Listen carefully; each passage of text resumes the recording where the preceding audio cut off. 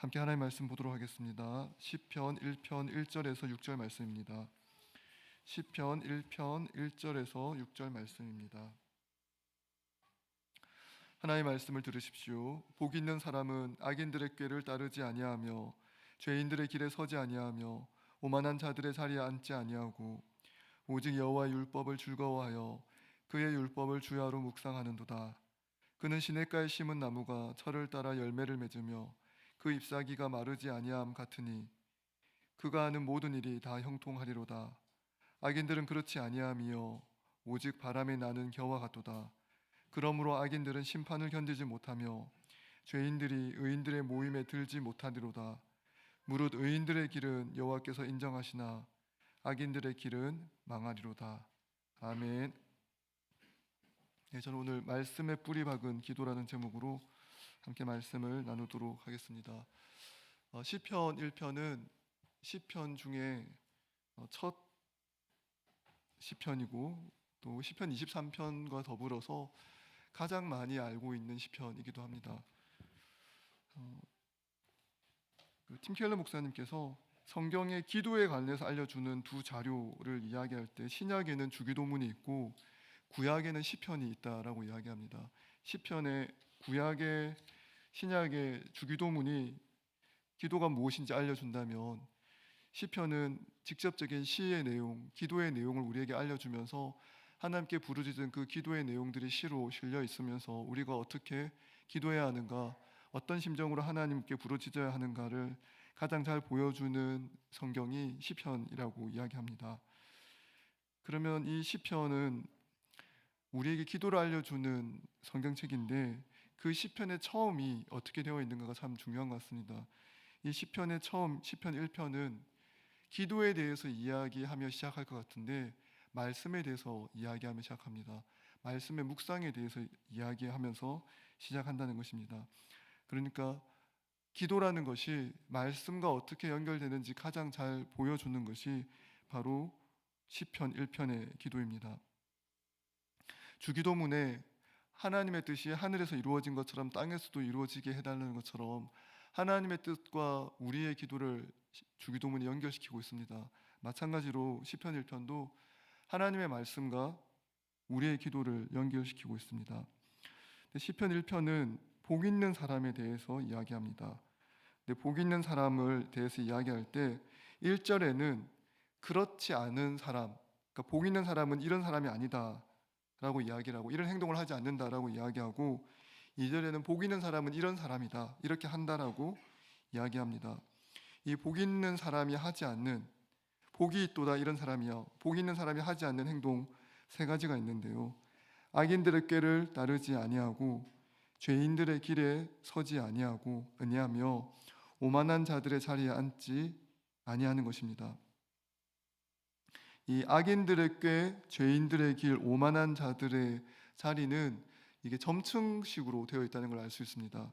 그러니까 악인들의 꾀라는 것은 우리가 어떤 일을 할 때 악한 방식으로, 그러니까 악인들이 자기가 원하는 대로 도덕적인 방식을 벗어나서 이기적인 마음으로 수단과 방법을 가리지 않고 자기가 얻고자 하는 바를 얻고자 할 때 쓰는 것이 악인들의 꾀입니다. 그것을 통해서 원하는 것을 얻어낼 수 있습니다.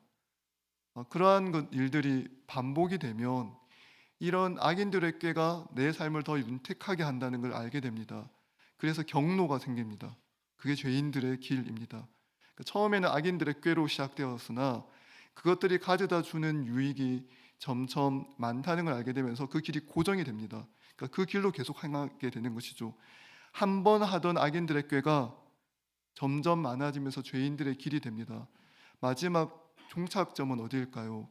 바로 권력, 다른 사람을 통제할 수 있는 힘을 가지는 것, 마치 신의 위치에 자기 자신을 올려놓는 것, 바로 오만한 자들의 자리입니다. 하박국 1장 11절에 그 제국, 하박국 시대의 제국을 묘사하면서 이런 말을 씁니다. 그 제국의 왕들은, 즉 그들은 자기들의 힘을 자기들의 신으로 삼은 자들이라 이렇게 되어 있습니다. 그러니까 이때 제국의 특징들이 나타나는데요. 제국은 그 제국이라는 건 그 시대에 전 세계 패권을 차지하고 있는 나라를 제국이라고 합니다.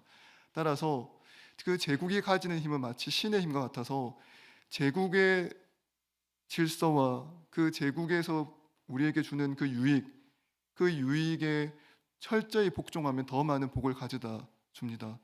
그런데 이 제국들의 힘은 마치 신의 힘과 같아서 사람들을 통제할 수도 있고 사람들이 원하는 것대로 방향을 바꿀 수도 있습니다.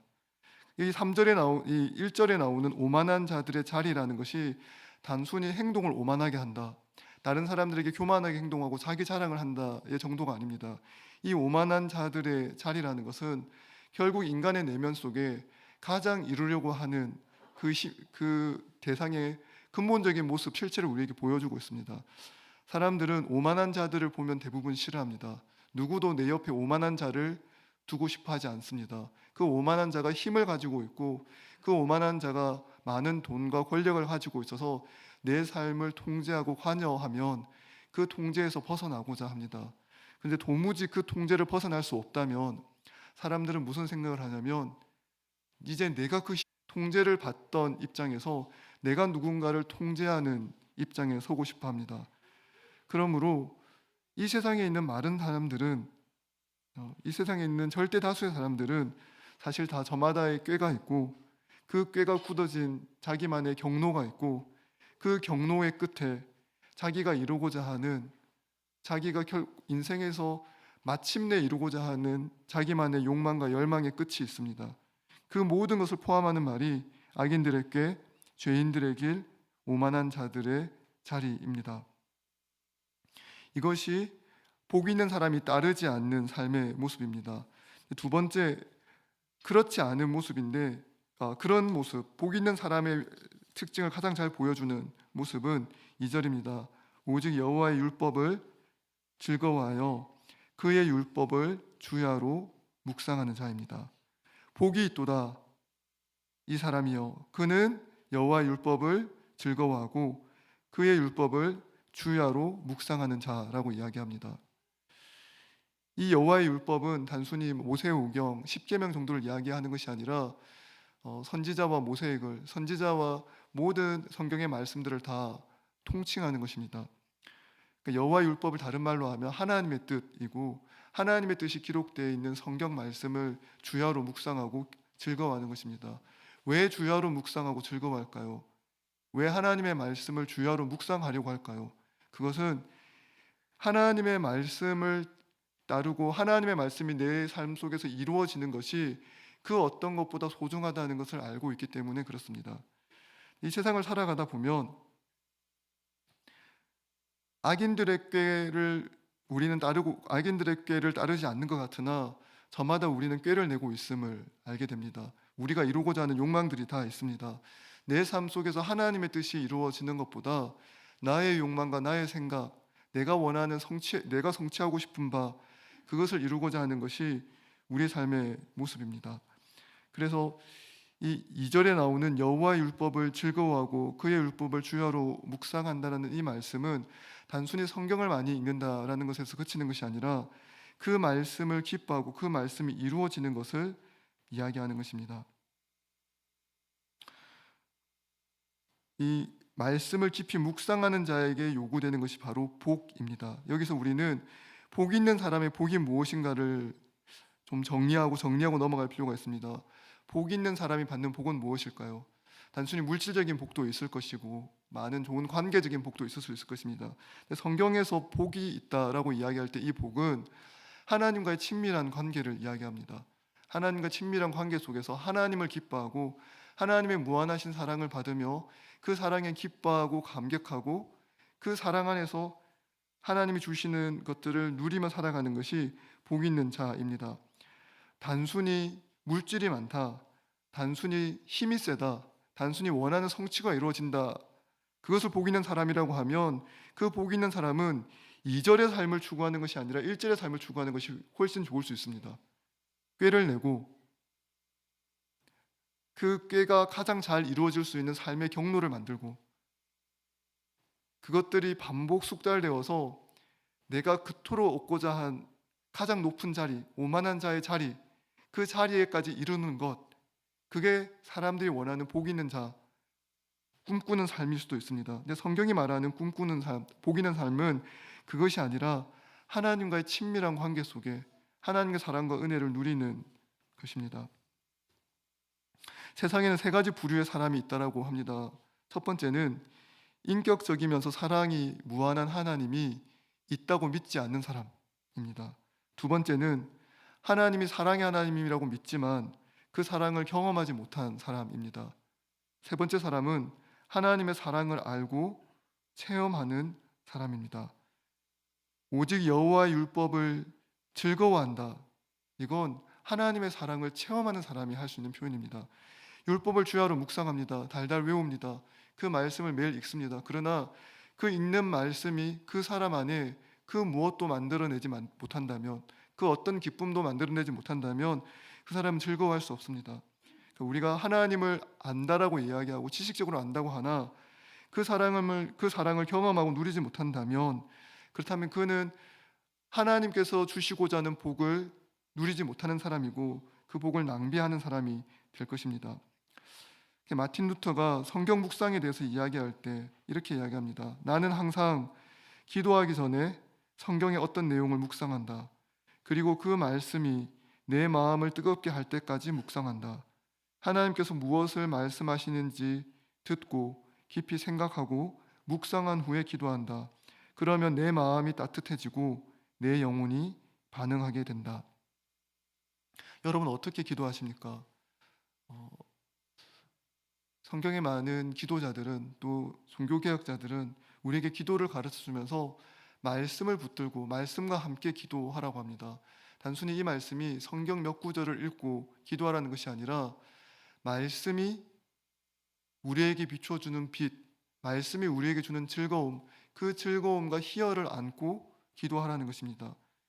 말씀으로 인해서 내 마음이 뜨거워질 때까지 끊임없이 말씀을 붙들고 기도하고 말씀의 은혜를 구하고 말씀과 함께 기도합니다. 그리고 어느 순간 말씀 가운데 따뜻하신 하나님, 나를 사랑하시는 하나님, 내 영혼을 살리시고 움직이시는 하나님을 만나게 됩니다. 그리고 그때 우리에게 기도의 문이 열리게 됩니다. 그러므로 묵상은 복 있는 사람에 있어서 그 삶의 비결입니다. 말씀으로부터 은혜를 받지 못한다면, 말씀으로부터 빛을 비추지 못한다면 그 어떤 은혜도 우리에게 주어지지 않기 때문에 그렇습니다. 조나단 에드워즈는 이 말씀으로부터 오는 은혜를 이렇게 표현합니다. 영적이고 초월적이고 영적인 그리스도의 빛이라고 이야기합니다. 말씀을 우리가 읽을 때 성령께서 그 말씀을 사용하셔서 우리에게 주시는 은혜를 어떻게 표현하는가? 말씀 가운데 하나님의 초월적이고 영적인 빛이 우리에게 비춰준다고 얘기합니다. 그 빛이 우리의 마음을 뜨겁게 합니다. 그리고 우리의 삶을 변화시킵니다. 그때 변화가 어떻게 나타나느냐? 3절에 우리에게 이야기합니다. 3절에 그는 시냇가에 심은 나무가 철을 따라 열매를 맺으며 그 잎사귀가 마르지 아니함 같으니 그가 하는 모든 일이 다 형통하리로다. 이 3절에 나오는 시냇가에 심은 나무, 이 이미지를 정확하게 알려면 예레미야 17장 말씀을 볼 필요가 있습니다. 예레미야 17장 5절에서 8절 말씀을 한번 보겠습니다. 예레미야 17장 5절에서 8절 말씀을 제가 읽겠습니다. 여호와께서 이와 같이 말씀하시니라. 무릇 사람을 믿으며 육신으로 그의 힘을 삼고 마음이 여호와에게서 떠난 그 사람은 저주를 받을 것이라. 그는 사막의 떨기나무 같아서 좋은 일이 오는 것을 보지 못하고 광야, 간조한 곳, 건건한 땅, 사람이 살지 않는 땅에 살리라. 그러나 무릇 여호와를 의지하며 여호와를 의뢰하는 그 사람은 복을 받을 것이라.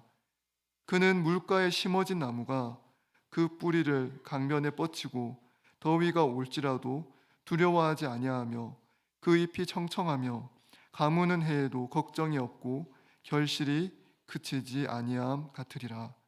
아멘. 예레미야 17장 8절에 보면 시냇가에 심은 나무의 모습을 우리에게 보여줍니다. 그 나무는 잎이 청청하고 결실이 그치지 않고 계속 열매를 맺습니다. 그러니까 시편 1편에 나오는 그 이미지를 가장 잘 보여주는 게 예레미야 17장 8절에 있는 나무입니다. 근데 이 나무가 원래부터 시냇가에 있지 않았습니다. 원래부터 열매를 많이 맺는 나무가 아니었습니다. 원래부터 수분을 깊이 빨아들이는 나무가 아니었습니다. 그 나무는 어떤 존재였냐?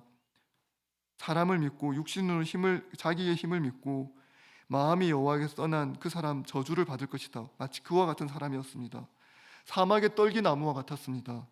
좋은 일이 오는 것을 보지 못하고 광야, 간절한 곳, 건건한 땅, 사람이 살지 않는 땅에 사는 떨기나무와 같았습니다. 죽은 생명과 같았고 아무런 희망이 없는 존재였습니다. 하나님께서 그를 옮기십니다. 어떻게 옵니까? 물가에 심겨진 나무, 물가에 옮겨 심은 나무가 그 뿌리를 강변에 뻗치고 있습니다. 영어 성경에 보면 플랜티드라고 아예 이 의미를 정확하게 설명하는데요. 다른 곳 사막에 있던 나무를 생명을 주기 위해서 강변으로 옮겼습니다. 그 모습이 무엇입니까? 여호와를 의지하고 여호와를 의뢰하는 사람, 하나님의 말씀을 의지하고 하나님의 말씀으로부터 힘을 얻는 사람, 말씀을 끝까지 붙들고 의지해서 그 말씀으로부터 마음이 뜨거워지고 말씀 가운데 숨겨져 있는 하나님의 은혜가 그 사람에게 무한히 부어져서 원래 사막의 떨기나무 같았던 그가 광야 간조한 곳, 건건한 땅, 사람이 살지 못하는 땅에 있던 것 같은 그 영혼이 은혜의 시냇가로 옮겨지는 것입니다. 그 모습이 시편 1편 3절의 모습입니다. 여호와의 율법을 즐거워하고 그의 율법을 주야로 묵상하는 자, 그 은혜의 강가에 뿌리를 내리고 은혜를 충만히 경험하고 먹는 자는 시냇가에 심은 나무가 철을 따라 열매를 맺으며 그 잎사귀가 마르지 아니함 같으니 그가 하는 모든 일이 다 형통하는 것입니다. 하나님의 뜻이 이루어집니다. 하나님 뜻이 우리 삶 속에 이루어집니다. 어떻게 이루어집니까?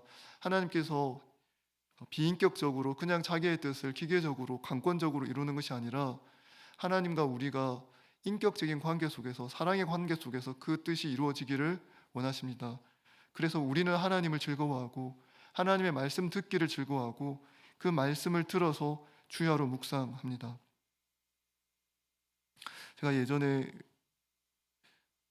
20대 때 읽었던 여러 책들에 똑같은 이야기가 많이 적혀 있는 내용이 있었습니다. 좀 별로 재미없는 유머인 것 같았는데 미국 사람들이 쓴 많은 책에 그 내용이 있어서 왜 이렇게 재미없는 유머를 사람들이 많이 하나 이렇게 생각을 했는데요. 내용이 뭐냐면 아프리카의 추장이 자기 마을 사람들에게 남자들을 불러 모아놓고 이야기합니다. 집에서 그 와이프에게 아내에게 큰 소리치고 자기 뜻대로 하는 사람은 다 오른쪽으로 가라고 얘기했습니다. 아무도 오른쪽으로 안 가고 다 왼쪽으로 갔습니다. 딱 한 사람만이 오른쪽으로 갔습니다. 그래서 그 추장이 너무나 기분이 좋아서 당신이 우리 부족의 영웅이고 우리 부족의 남자의 자존심을 세우는 사람이다. 왜 그쪽에 갔느냐 물으니까 아침에 아내가 사람 많은 곳에 가지 말라고 해서 사람 많은 곳에 가지 말라고 해서 그렇게 했다고 합니다. 그게 여러 책에 많이 있었는데 제가 결혼하기 전에는 그 뜻을 잘 모르고 왜 이렇게 재미없는 유머를 하나 했는데 그게 진리의 말씀이었습니다. 2절에 보면 묵상하고 경청하고 즐거워합니다. 그런데 우리가 언제 사람에게서 기쁨을 얻냐면 누군가 내 말에 귀를 기울여주면 기쁨을 얻습니다. 근데 사랑의 관계 속에서 귀를 기울여주면 더 기쁨을 얻습니다. 사랑하는 사람이 내 말에 귀를 기울입니다. 그리고 그 말을 지키려고 합니다. 그러면 그 관계는 사랑의 관계 속에서 강권적으로 강제력을 동원한 뜻의 성취가 아니라 인격적이고 사랑의 관계 속에서 서로의 뜻이 이루어지는 관계이기 때문에 그 관계가 아름답습니다. 하나님께서 우리에게 원하는 관계는 아름다운 사랑의 관계입니다. 그래서 복 있는 사람은 하나님께 복을 받는 사람은 여호와의 율법을 즐거워하고 그 율법을 주야로 묵상하는 것입니다. 4절에 보면 악인들을 우리에게 이야기합니다. 악인들은 그렇지 아니하며 오직 바람에 나는 겨와 같도다. 겨라는 것은 우리가 벼나 이런 곡식을 수확을 하면 그런 그 곡식들이 다 껍데기가 있습니다.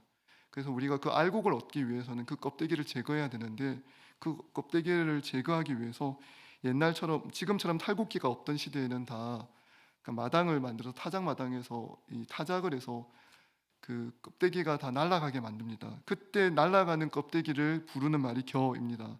그래서 그 겨들은 바람이 불면 다 날아갑니다.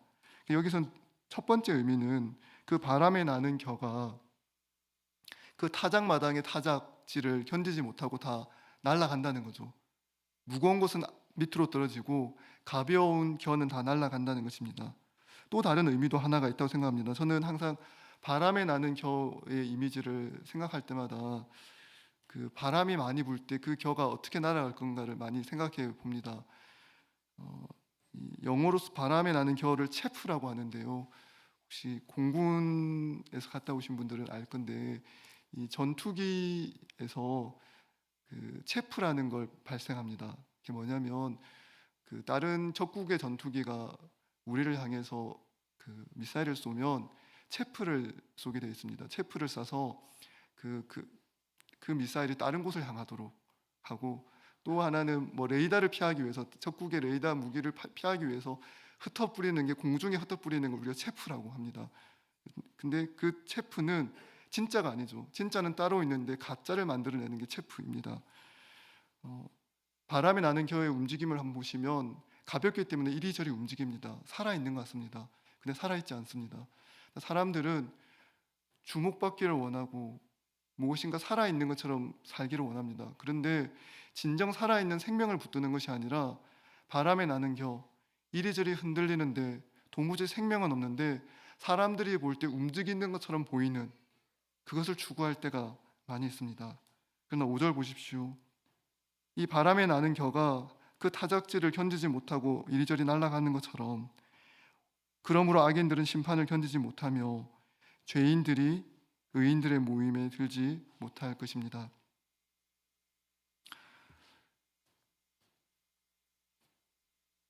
사랑하는 성도 여러분, 한번 생각해 보십시오. 우리는 그러면 어떤 사람들입니까? 우리는 복 있는 사람입니까? 우리는 시냇가에 심겨진 나무여서, 원래부터 우리는 시냇가에 심겨진 나무여서 철을 따라 열매를 맺으며 그 잎사귀가 마르지 않는 사람입니까? 우리는 심판을 견딜 수 있습니까? 우리는 바람에 나는 겨가 아닙니까?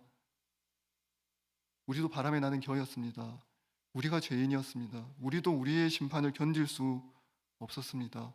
그래서 하나님의 심판을 견딜 수 없는 우리를 대신하여 예수께서 스스로 자기 생명을 바람에 나는 겨처럼 자기 생명이 흩어 뿌려지게 했습니다.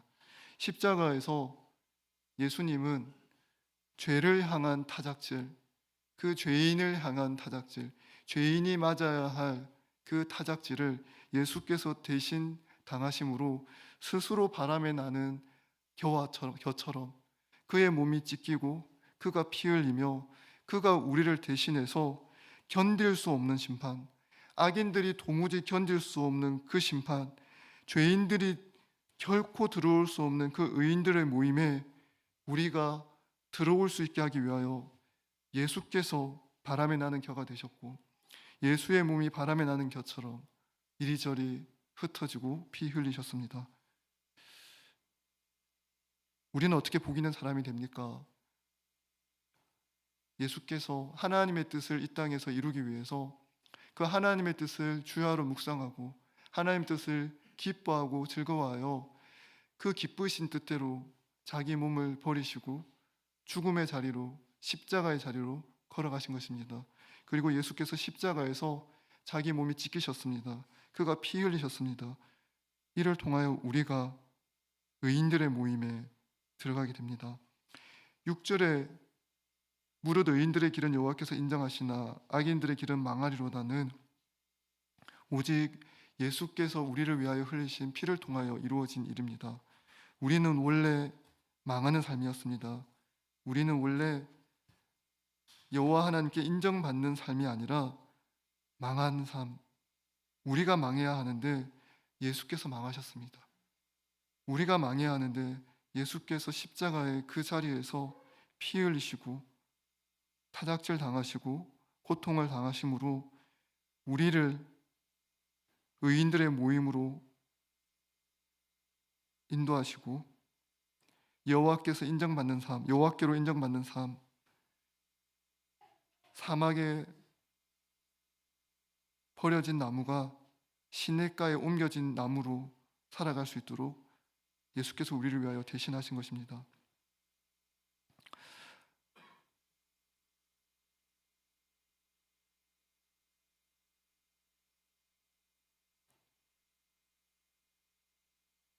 시편 1편은 우리에게 묵상을 가르쳐 줍니다. 동시에 기도를 가르쳐 줍니다.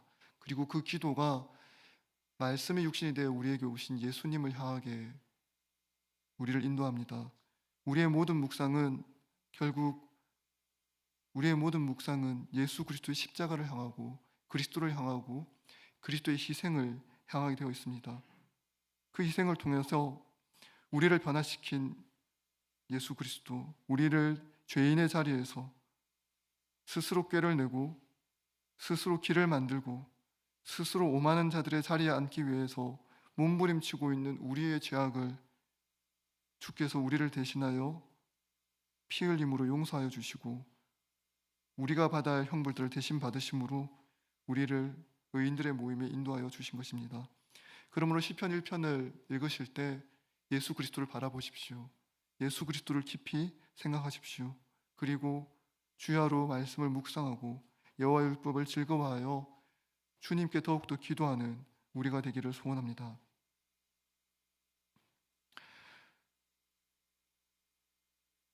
예수님께서 십자가에 달리셨을 때 시편 22편은 이렇게 예언했습니다. 내 힘이 말라 질그릇 조각 같고 내 혀가 입천장에 붙었으며 예수님이 십자가에서 바람에 나는 겨처럼 말랐고 생명수가 끊어졌고 악인을 대신해서 악인이 받아야 할 심판을 다 받으셨습니다. 왜 그렇게 하셨습니까? 그가 우리에게 영원히 마르지 않는 생수를 주시기 위해서 그 일을 하셨습니다. 내가 주는 물을 마시는 자는 영원히 목마르지 아니하리라. 시냇가에 심겨진 나무가 마르지 않는 것은 거기 시냇가가 있기 때문에 그렇습니다.